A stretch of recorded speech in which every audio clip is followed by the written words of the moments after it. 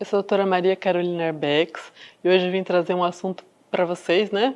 Falar um pouquinho sobre a infecção de urina ao longo do envelhecimento. Realmente isso passa a ser uma preocupação, dada a frequência que isso acontece, né? Principalmente em mulheres.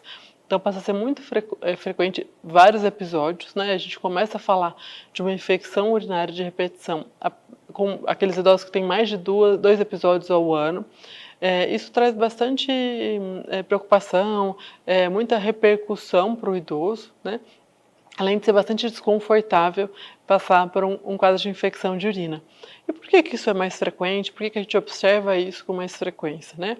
Então a gente tem alguns fatores, tanto do ponto de vista anatômicos, então nas mulheres a gente tem a uretra muito mais próxima, né, muito mais curta, isso favorece esses episódios. Mulheres ainda sexualmente ativas, né? Então isso realmente também favorece. Pessoas após a menopausa, mulheres após a menopausa, por conta da atrofia, uma menor lubrificação da região vaginal, também favorece o aparecimento de infecção de urina. Nos homens a gente tem realmente aumento da próstata, favorecendo o acúmulo, né? Um resíduo miccional, ou seja, uma dificuldade para esvaziar a bexiga, acumulando um pouco de urina na bexiga, favorecendo o aparecimento, né, a proliferação bacteriana causando uma infecção e as prostatites. Então, acho que são esses os principais fatores. Do ponto de vista de doenças, algumas doenças também favorecem que isso aconteça, então a gente está lembrando aí principalmente do diabetes, pacientes com incontinência urinária, que a gente falou um pouquinho para vocês no outro episódio, então favorecendo também o aparecimento. Os idosos também que, pela incontinência, acabam bebendo menos água, né, dificultando a lavagem, a lubrificação dessa região, favorecendo o aparecimento de infecção. Pacientes que têm pedra renal, né, também aumentam o risco de ter infecções de repetição. Então, tudo isso, uma vez que você tenha descoberto, né, que você tem mais de 2 episódios no ano, vale a pena você fazer uma investigação para justamente evitar que isso aconteça.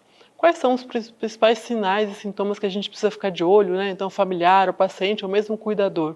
Então, se o paciente começa a se queixar de dor embaixo da região lombar, ardência para urinar, alteração do odor, aquele idoso que passa a ter febre, o aumento da sua temperatura, aquele idoso que tem alguma alteração de comportamento, seja para mais hiperatividade, mais nervoso, mais irritação, confusão ou sonolência, né? Então, você precisa ficar atento e pode se tratar de um caso de infecção, procurar atendimento para que a gente possa fazer o tratamento mais precoce possível.